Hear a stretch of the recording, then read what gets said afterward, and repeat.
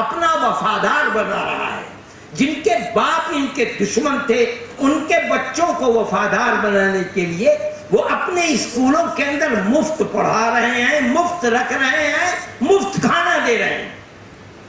جب یہ لوگ چھپ کر اپنی زندگی گزار رہے تھے, عام معافی کا اعلان ہوا تو باہر نکلے. آ کر دیکھا تو یہ عجیب ماجرا کہ یہ تو ملک میں انقلاب پیدا ہو گیا. آپ دیکھیے کہ انہوں نے اپنے تیسرے جہاد کی تیاری کے لیے افراد بنانے کے لیے فیکٹری بنانی چاہیے, اور سن 1857 کے 9 سال کے بعد 1866 کے اندر دارالعلوم دیوبند کی بنیاد رکھ دی. اور کیا کہا, ان بچوں کو پڑھائیں گے بھی مفت, ان کو کھانا بھی مفت دیں گے, ان کو پہننے کے لیے کپڑا بھی مفت دیں گے. بچوں کو اسکول میں نہ بھیجو, ہمارے پاس بھیجو. صحیح ہے, انگریز اسکول اس طرح کے بناتا ہے, وہ ملک کا مالک ہے, اس کے پاس پورے ملک کا خزانہ ہے. یہی نہیں, ساری دنیا کا خزانہ ہے. وہ یہ دعویٰ کرتا تھا کہ ہماری حکومت میں سورج غروب نہیں کرتا, وہ یہ اعلان کر سکتا ہے.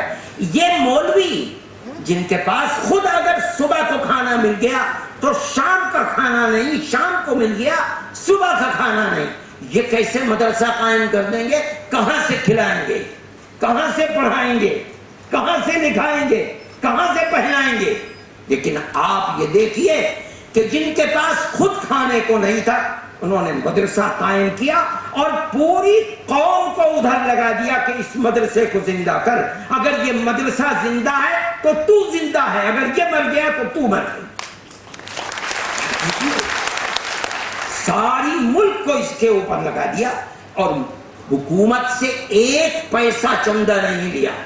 اصول بنا دیا.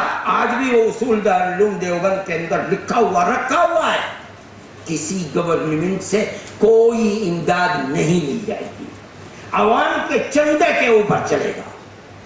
یہ اللہ کے یہاں ان کی قبولیت تھی کہ ان لوگوں نے اعلان کیا اور قوم کو متوجہ کیا کہ جس کے پاس جو کچھ ہے تیسرے جہاد کے لیے, مردم سازی افراد کو پیدا کرنے کے لیے, ان یتیموں کی سرپرستی کے لیے, ان یتیموں کو بجائے اس کے کہ وہ انگریز کے وفادار بنے, اس ملک کی آزادی کے لیے مجاہد بنانے کے لیے جس کے پاس جو کچھ ہے وہ نشاور کرے.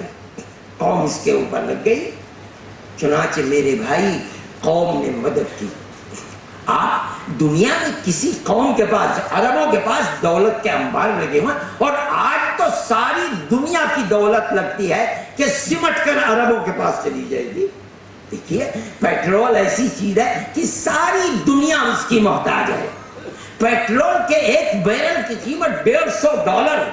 ایسا لگتا ہے جب ساری دنیا کی دولت سمٹ کر عرب ملکوں کے پاس چلی جائے گی. بڑے دولت مند لوگ ہیں, آپ ان سے مسجد کے لیے چندہ مانگیے, دے دیں گے.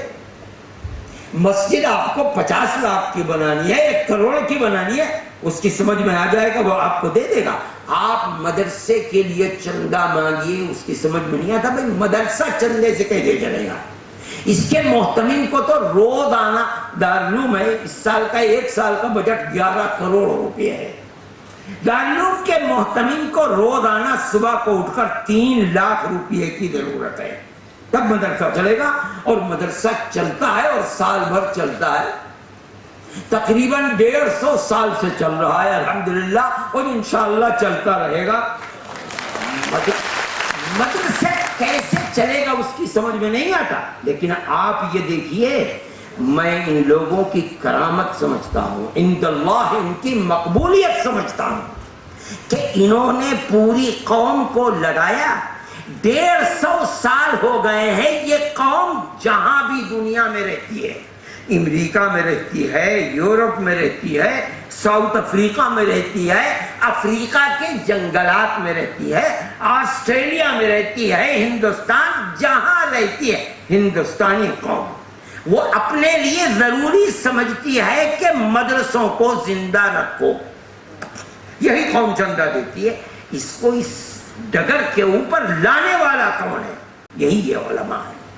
मेरे भाई, दारुल उलूम देवबंद की बुनियाद पड़ी। ये वो वक्त है कि न कांग्रेस है, न शऊर है, न लोगों के अंदर मुल्क की आजादी के लिए आवाज उठाने का हौसला है। उलमा कुर्बानी देते रहे, कफन से सर बांधकर मुल्क की आजादी के लिए भेंट चढ़ते रहे और तीसरे जिहाद की तैयारी की। 2 जिहादों में नाकाम रहे, लेकिन जब तीसरे जिहाद के लिए मर्दुम साजी की है, इस जिहाद के अंदर कामयाब हुए। अभी तक कांग्रेस नहीं थी मेरे भाई। कांग्रेस का वजूद तो 1883 या 84 के अंदर हुआ। आप अगर तारीख को पढ़ें, मौलाना मोहम्मद मियां साहब मरहूम की तारीख को पढ़िए या दूसरों की तारीख को, तो जो दिल्ली के अंदर सबसे पहले अपने इजलास की कांग्रेस ने करारदाद पास की है, ये हिम्मत और हौसला नहीं हो सका कि बराह रास्त मुल्क की आजादी की करारदाद कांग्रेस पास कर सके। आप उस करारदाद को पढ़िए। वो ये कहते हैं कि 2 आजादी की जंगों के सिलसिले में हिंदुस्तानी और मलके बरतानिया की हुकूमत के दरमियान में जो गलत फहमियां पैदा हो गई हैं, उन गलत फहमियों को दूर करने के लिए कांग्रेस को जन्म दिया गया है। जबकि उससे पहले 2 जिहादों के अंदर लाखों उलमा शरीक होकर शहीद हो चुके हैं। कांग्रेस के अंदर ये ताकत नहीं है। इसीलिए मेरे भाई, मुसलमान तो तारीख से नावाकिफ है।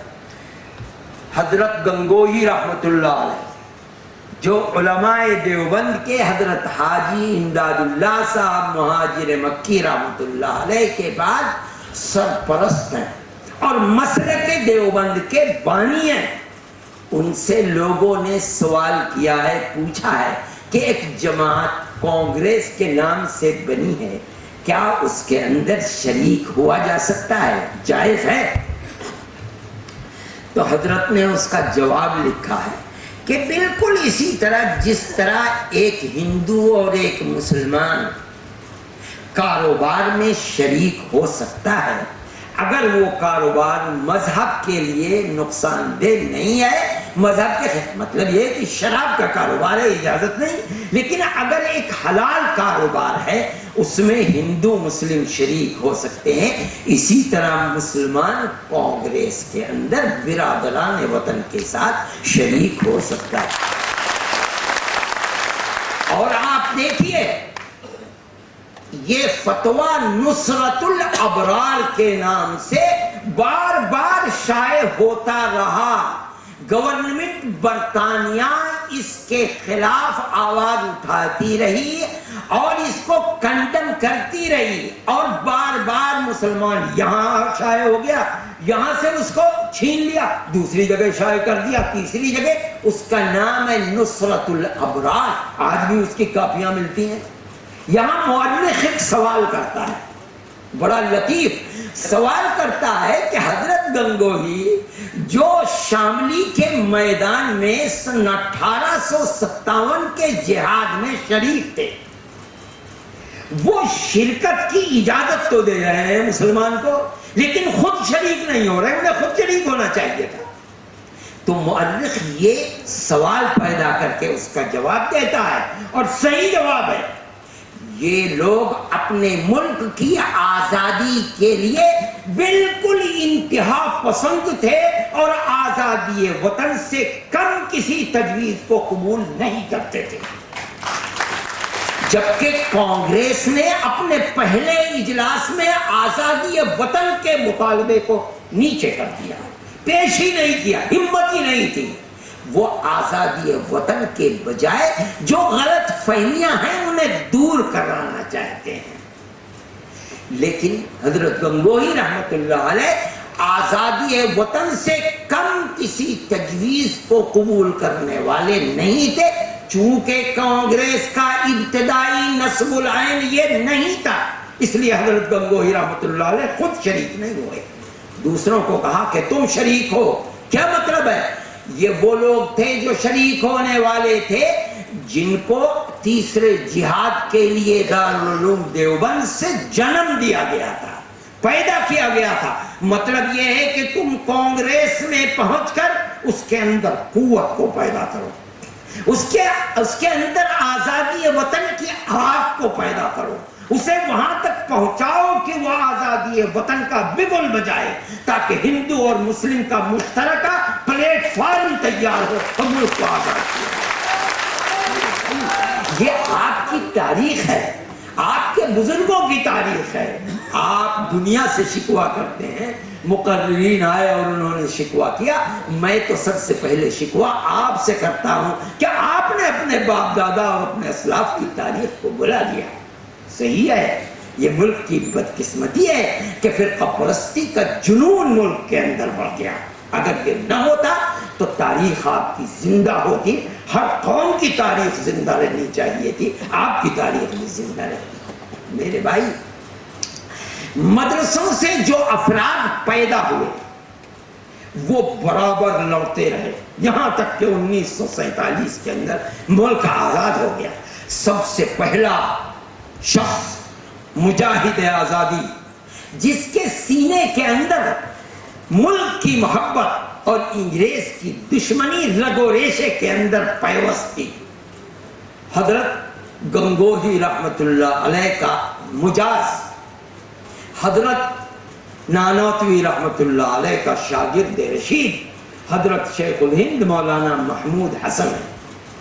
مسٹر جو گورنر تھا صوبہ جات متحدہ کا اس وقت، وہ یہ کہا کرتا تھا کہ اگر شیخ الہند کو جلا کر راکھ کر دیا جائے تو اس شخص کی راکھ کے اندر سے بھی انگریز کی دشمنی کی بو آئے گی۔ آپ کا بزرگ ہے، یہ ہے شیخ الہند۔ ارے نعرہ تکبیر کہتے ہو، تمہارے اندر آگ نہیں ہے، تمہاری زبان نعرہ تکبیر کہتی ہے، شیخ الہند کے طریقے کے اوپر نہیں ہو۔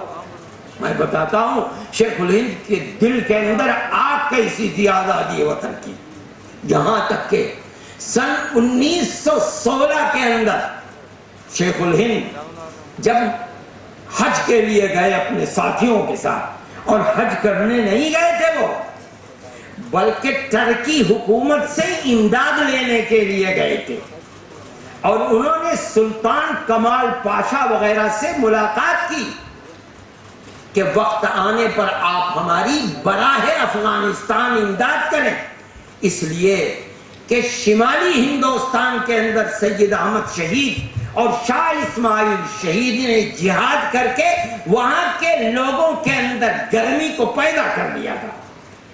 افغانستان اسلامی ملک تھا، اس راستے سے ہمیں مدد مل سکتی ہے، اس لیے کہ اس کی حدود بلوچستان کے راستے سے ہندوستان سے ملی ہوئی تھی، اور صوبہ سرحد کے اندر بھی افغانستان کی سرحدیں ہندوستان سے ملتی تھی۔ انگریز کو پتہ چل گیا، ان لوگوں کو گرفتار کر دیا، ان کے 5 ساتھیوں کو لے کر پہلے مصر بھیجا، پورٹ سعید، اور وہاں سے مالٹا کی جیل میں بھیج دیا۔ 3 سال 7 مہینے کی قید بامشقت کے بعد ان کو آزاد کیا، اور آزاد کر کے انہیں ہندوستان بھیج دیا۔ ہندوستان جب وہ لوگ آئے تو اس وقت تک تو آزادی کا قافلہ 1919 کے اندر بڑھ چکا تھا، 1920 کا یہ واقعہ ہے، بڑھ چکا تھا۔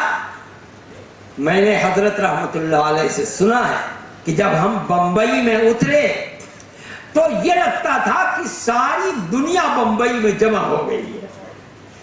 کوٹھوں کے اوپر جدھر سے ہمارا قافلہ گزرتا تھا، کوٹھوں کے اوپر عورتیں، بچے، مرد سڑکوں کے اوپر کھڑے ہوئے تھے، ہمیں دیکھنے کے لیے کہ یہ کون لوگ ہیں جو آزادی وطن کے لیے مالٹا سے جیل کاٹ کر 4 سال کے بعد آئے۔ گاندھی جی، جن کو اس وقت گاندھی جی کے پاس کچھ بھی نہیں تھا، مہاتما بھی نہیں تھے، مولانا عبد الباری فرنگی محلی کے ساتھ حضرت شیخ الہند رحمت اللہ علیہ کو لینے کے لیے گاندھی جی بھی بمبئی پہنچے تھے اس وقت جب حضرت کا جہاز گودی کے اوپر لگا. تو ابھی اور لوگوں کے جانے سے پہلے ایک ریاست ہے جو آج کل پاکستان میں ہے, ریاست بہاولپور, اس کے نواب تھے. وہاں نواب کے جو مدار المہام, یوں کہیے کہ پرائیویٹ سیکریٹری, وہ تھے سر رحیم بخش. ان کو انگریز نے سر کا خطاب دیا تھا. نواب تھے, نواب کے سیکریٹری تھے. یہ لوگ حضرت گنگوہی رحمت اللہ علیہ کے ہاتھ پر بیعت ہوئے تھے اور ان کے بڑے قریبی تعلق تھے عقیدت مندانہ حضرت شیخ الہند رحمت اللہ علیہ سے بھی, اس لیے کہ حضرت شیخ الہند رحمت اللہ علیہ بھی حضرت گنگوہی رحمت اللہ علیہ کے مجاز تھے اور انہیں سے مرید تھے. جب حضرت کا قافلہ آیا گودی کے اوپر تو اوروں کو جانے سے پہلے انگریز کے اشارے سے سر رحیم بخش کو حضرت شیخ الہند رحمت اللہ علیہ کے پاس بھیجا تاکہ ان کو اس چیز پر تیار کریں کہ اب وہ ہندوستان میں آ کر انگریز کے خلاف جہاد کی تحریک میں شریک نہ ہو. چنانچہ سر رحیم بخش گئے, حضرت سے مصافحہ کیا, معانقہ کیا, حضرت کو چوما اور بیٹھے اور بیٹھ کر کہنے لگے کہ حضرت آپ نے تو ساری زندگی انگریز کے خلاف جنگ میں لگا دی, لیکن انگریز کی حکومت کو کچھ نقصان تو نہیں پہنچا. ہاں ہم برباد ہو گئے. آپ درس حدیث دیا کرتے تھے, بخاری اور ترمذی کا سبق دیتے تھے, آپ بڑے بڑے اساتذہ کے استاذ تھے. آپ کے چلے جانے کے بعد وہ درس سننا پڑ گیا, ہمارا نقصان ہو گیا. حضرت گنگوہی رحمت اللہ علیہ کے بعد آپ کی خانقاہ تھی جہاں ہم جیسے لوگ تربیت پاتے تھے اور اپنے نفوس کی اصلاح کرتے تھے. آپ کے تشریف لے جانے کے بعد ہم برباد ہو گئے.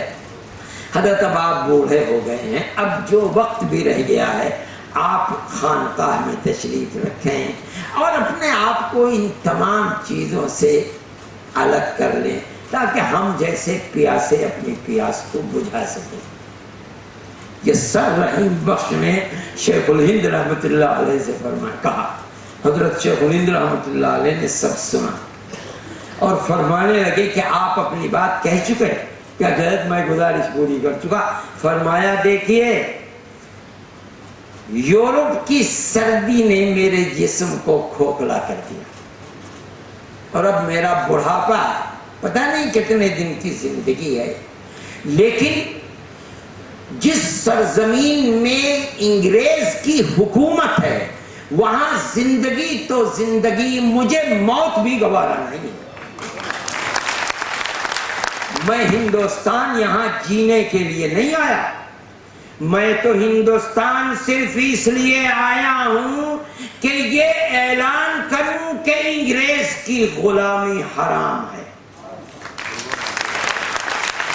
اور رحیم بخش صاحب میں بوڑھا ہو گیا, کمزور ہو گیا اور اب میری زندگی کی مجھے توقع نہیں ہے. اگر میرے گھٹنوں نے جواب دے دیا اور میری صحت نے جواب دے دیا کہ میں چل پھر کر یہ اعلان نہیں کر سکتا تو میں ایک چارپائی پر لیٹ جاؤں گا اور اپنے شاگردوں سے کہوں گا کہ میری چارپائی کو اپنے کاندھوں کے اوپر اٹھا کر گاؤں در گاؤں مجھے لے چلے اور میں ہر جگہ یہ اعلان کروں کہ انگریز کی غلامی حرام ہے. انسان ہے کہ آگ ہے سینے کے اندر.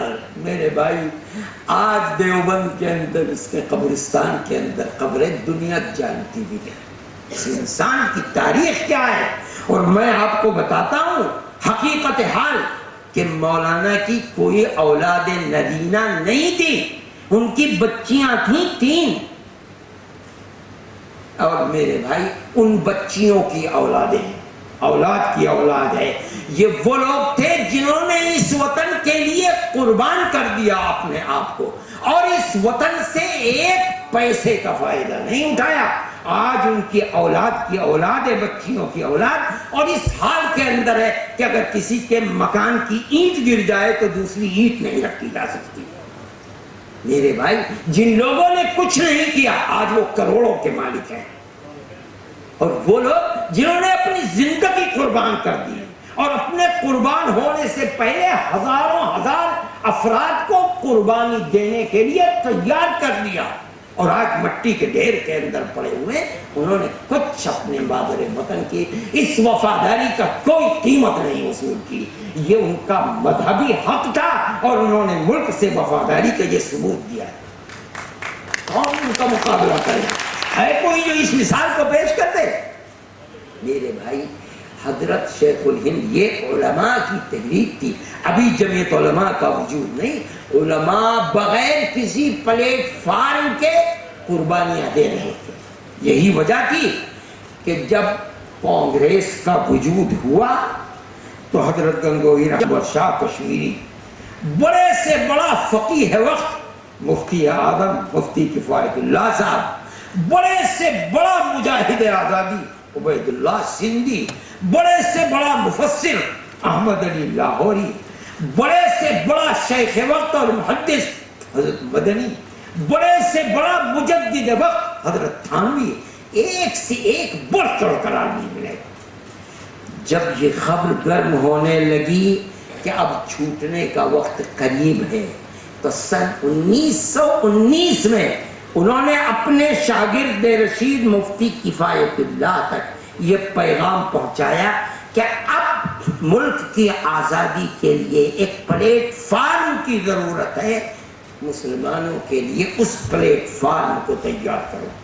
چنانچہ جمعیت علماء کے نام سے 1919 میں حضرت مفتی کفایت اللہ صاحب دہلوی، جو اصل میں شاہجہاں پور کے رہنے والے ہیں، حضرت شیخ الہند رحمۃ اللہ علیہ کے شاگرد رشید ہیں، انہوں نے دلی کے اندر مختلف علماء کو جمع کر کے جمعیت علماء کی بنیاد رکھی اور 20 میں حضرت شیخ الہند رحمۃ اللہ علیہ واپس آئے اور واپس آتے ہی اس پلیٹ فارم سے دوڑ لگانے لگے.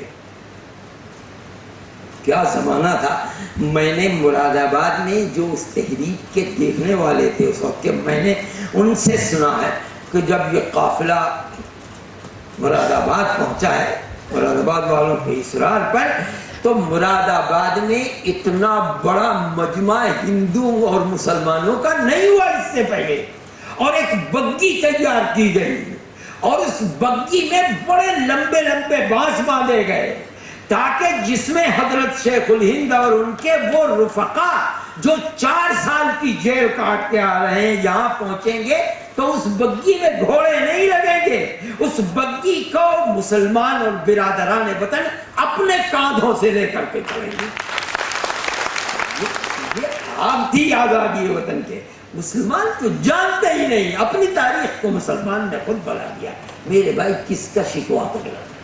صحیح ہے، یہ تاریخ زندہ رہنی چاہیے تھی اور ملک کو زندہ رکھنا چاہیے تھا، لیکن فرقہ پرستی کا برا ہو کہ اس نے اس ملک کا ناش کر دیا.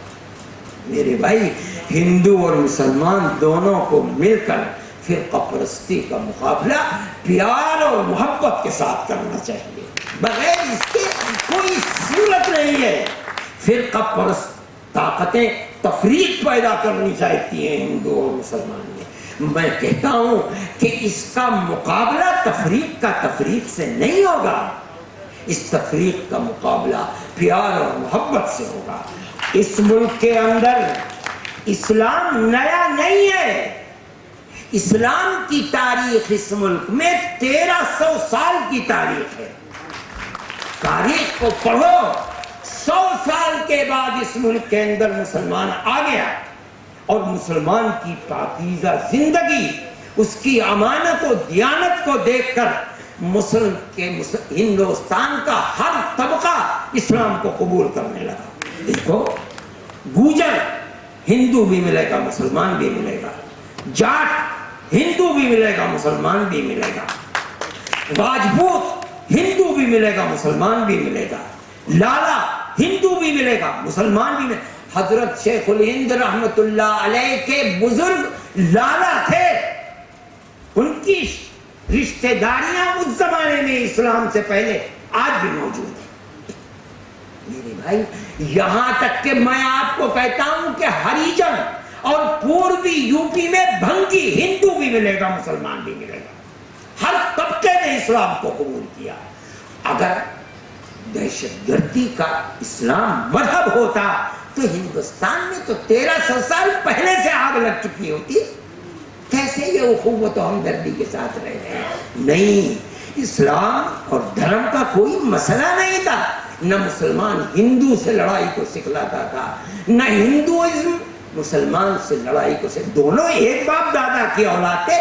آج بھی کتنے گاؤں ہیں جو اپنی تاریخ کو جانتے ہیں کہ ہمارا فلاں دادا تھا، اس کے 2 بیٹے تھے، ہم ایک بیٹے کی اولاد مسلمان ہیں، دوسرے بیٹے کی اولاد ہندو ہیں.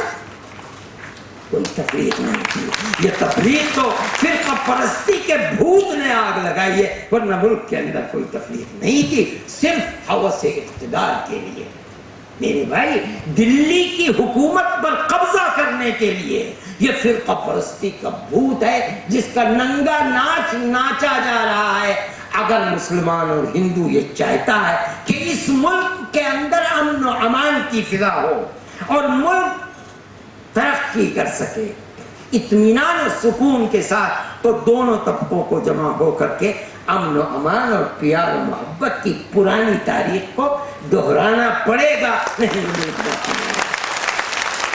میرے بھائی، شیخ الہند رحمت اللہ علیہ تشریف لائے اور چند